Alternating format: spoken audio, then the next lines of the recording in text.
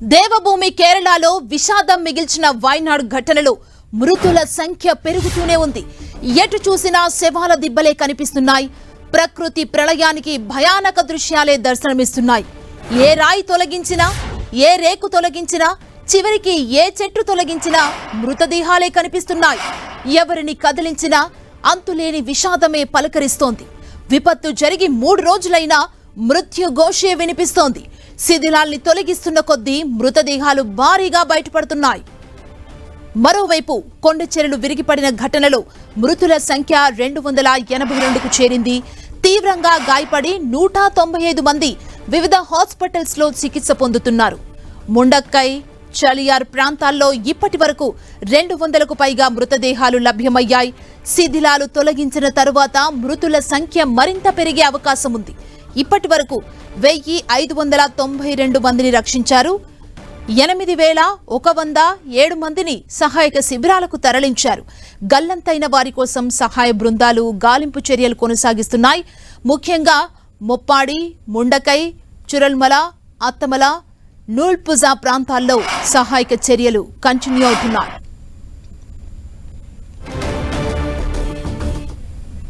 వైనాడ్లో rescue operation ఇంకా continue అవుతోంది. ఇదే అంశానికి సంబంధించి లేటెస్ట్ అప్డేట్ మా ప్రతినిధి గోపి మనకు అందిస్తారు. గోపి, ఇప్పటి వరకు ఎన్ని మృతదేహాల్ని గుర్తించారు? సహాయక చర్యలు ఎలా కొనసాగుతున్నాయి? అప్డేట్ ఏంటి? తాజా అప్డేట్. వైనాడ్ జిల్లా ముప్పడి అలాగే మొండక్కై, ఈ చురల్మల ప్రాంతాల్లో సహాయక చర్యలు కొనసాగుతున్నాయి.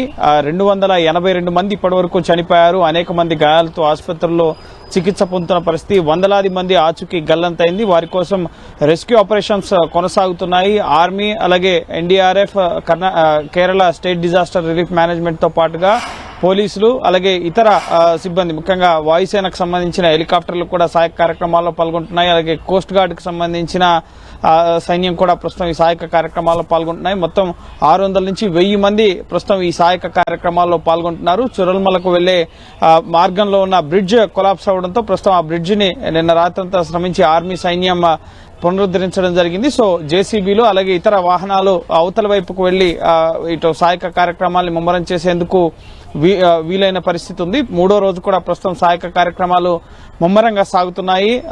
ఇంకా మృతుల సంఖ్య అంతకంతకు పెరిగే పరిస్థితి కనిపిస్తుంది. మృత్యు దిబ్బలుగా అక్కడున్న గ్రామాలు కనిపిస్తున్నాయి. కొండ చర్యలు అర్ధరాత్రి వేళ ఒక్కసారిగా నివాసాలపైన విరుచుకుపడడం, మొత్తం ఇళ్లకిళ్లే కొట్టుకుపోయిన పరిస్థితి, సగం గ్రామమే కొట్టుకుపోయిన పరిస్థితి చురల్మల్ల ప్రాంతంలో.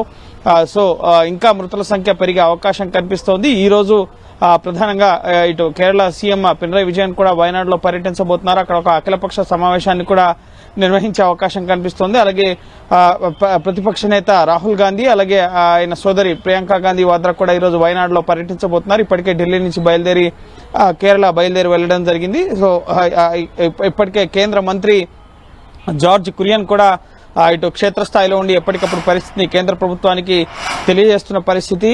అయితే ముందస్తుగానే హెచ్చరికలు జారీ చేశాం, అయినా కేరళ ప్రభుత్వం చర్యలు తీసుకోలేదన్న కేంద్ర హోంమంత్రి అమిత్ షా ముఖ్యంగా ప్రకటన పట్ల ఇటు కేరళ ముఖ్యమంత్రి కానీ కేరళ మంత్రులు కానీ అభ్యంతరం వ్యక్తం చేస్తున్నారు. కేరళలో అనేక ల్యాండ్ స్లైడింగ్ స్పాట్స్ ఉన్నాయి, ఎక్కడ అని మీరు అలర్ట్స్ జారీ చేస్తారు. అలాగే మీరు ఆ రోజు ముఖ్యంగా ఈ ల్యాండ్ స్లైడింగ్ జరిగిన రోజు ఉన్నది ఆరెంజ్ అలర్ట్ మాత్రమే. స్లైడింగ్ జరిగిన తర్వాత రెడ్ అలర్ట్ జారీ చేశారు, కానీ భారీ వర్షాలు కురుస్తాయి అన్నది అంశానికి సంబంధించి కూడా ఆరెంజ్ అలర్ట్ లోనే ఉంది.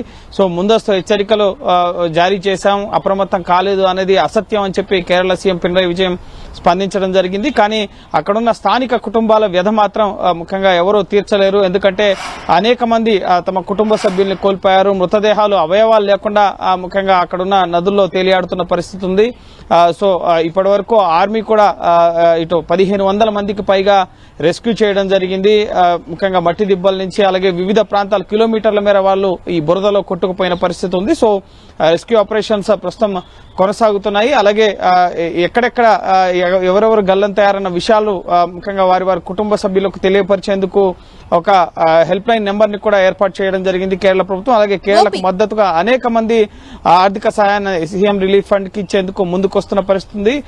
బెంగాల్ గవర్నర్ తన నెల జీతాన్ని ఆనంద్ ముఖ్యంగా కేరళ నుంచి ప్రాతినిధ్యం వహిస్తారు, ఆయన ఇవ్వడం జరిగింది. అలాగే అదానీ 5 కోట్ల రూపాయల ఆర్థిక సాయాన్ని ప్రకటించడం జరిగింది. ఈ విధంగా అనేక రాష్ట్రాలు కూడా కేరళకు మద్దతుగా స్వచ్ఛందంగా ప్రజలు కూడా అక్కడ ఉన్న ప్రజానీకానికి ముఖ్యంగా ఆహారం, దుప్పట్లు, అలాగే వస్త్రాలు, ఈ విధంగా వారికి కావాల్సిన చెప్పులు, వారికి కావాల్సిన వస్తువులన్నింటినీ కూడా అందించేందుకు అన్ని రకాల ఏర్పాట్లు కూడా చేస్తున్న పరిస్థితి. ప్రస్తుతం రెస్క్యూ ఆపరేషన్స్ ఈ రోజు ముమ్మరమయ్యే అవకాశం కనిపిస్తుంది. ఇంకా ఎంత నష్టం జరిగింది అన్నది ఒక అంచనాకైతే రాష్ట్ర ప్రభుత్వం రాలేని పరిస్థితి. ఇంకా టెలికమ్యూనికేషన్ వ్యవస్థ, అలాగే ముఖ్యంగా ట్రాన్స్పోర్ట్ వ్యవస్థ ఇంకా అక్కడ మెరుగుపడలేదు కాబట్టి సుదీర్ఘంగా ఈ రెస్క్యూ ఆపరేషన్ కొనసాగే అవకాశం కనిపిస్తోంది.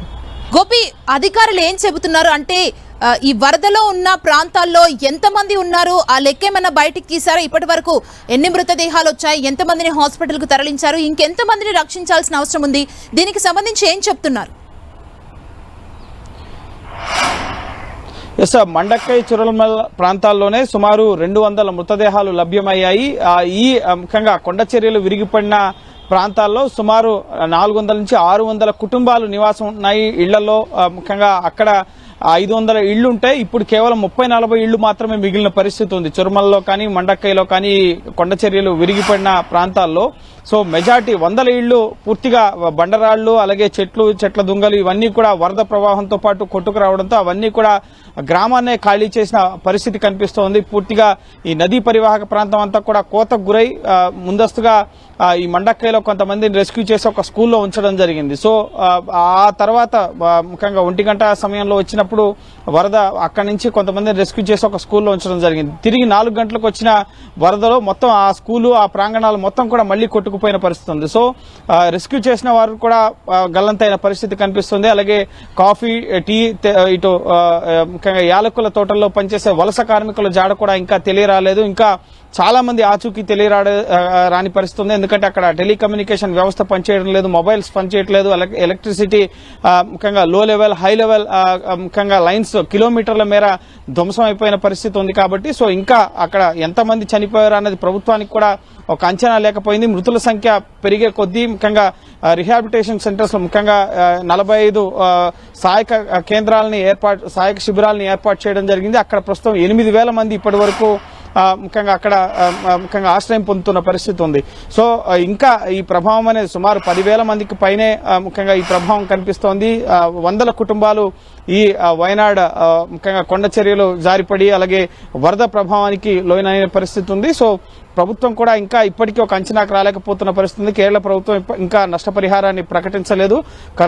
కన్నడిగులకు ముఖ్యంగా చనిపోయిన వారికి, వరదల్లో చనిపోయిన వారికి 5 లక్షల రూపాయలు కర్ణాటక ప్రభుత్వం ప్రకటించడం జరిగింది. కేంద్ర ప్రభుత్వం మృతుల కుటుంబాలకు 2 లక్షలు, గాయపడిన వారికి 50,000 ప్రకటించడం జరిగింది. కానీ ఇప్పటి వరకు కేరళ ప్రభుత్వం ఎటువంటి ఒక నష్టాన్ని అంచనా వేయలేకపోయిన పరిస్థితి. అసలు నష్టపరిహారం ఇద్దామన్నా సరే కొన్ని కుటుంబాలే ఇటు ఈ వరదలు, ఈ ల్యాండ్ స్లైడింగ్ లో చనిపోయిన పరిస్థితి ఉంది. కాబట్టి సో ఇంత పెద్ద విపత్తుని ఎప్పుడు కూడా కేరళ ఎదుర్కోలేదు, మునుపెన్నడూ కూడా చూడలేదని చెప్పి కూడా కేరళ ముఖ్యమంత్రి పినరయి విజయన్ చెప్పడం జరిగింది. సో ప్రతి ఒక్కరు ఈ సమయంలో రాజకీయాలు చేయడం సరికాదు, ఇది బ్లేమ్ గేమ్ ఆడడానికి సరైన సమయం కాదని చెప్పి అమిత్ షా వ్యాఖ్యలను కూడా వాళ్ళు ఖండిస్తున్న పరిస్థితి ఉంది. సో ప్రస్తుతం రెస్క్యూ ఆపరేషన్స్ అయితే కొనసాగుతున్నాయి. సుమారు 1000 మంది వరకు కూడా ఈ రెస్క్యూ ఆపరేషన్స్ లో భాగస్వాములు అయ్యారు. ఇప్పటి వరకు 1,500 మందిని రెస్క్యూ చేశారు. ఇంకా అనేక ప్రాంతాల్లో సుదీర ప్రాంతాల వరకు కూడా ఈ వరద ప్రవాహానికి ప్రజలు కొట్టుకుపోయిన పరిస్థితి ఉంది. కాబట్టి సో అక్కడ గాలింపు చర్యలు, సహాయక చర్యలు ముమ్మరంగా కొనసాగుతున్నాయి. థాంక్యూ గోపి.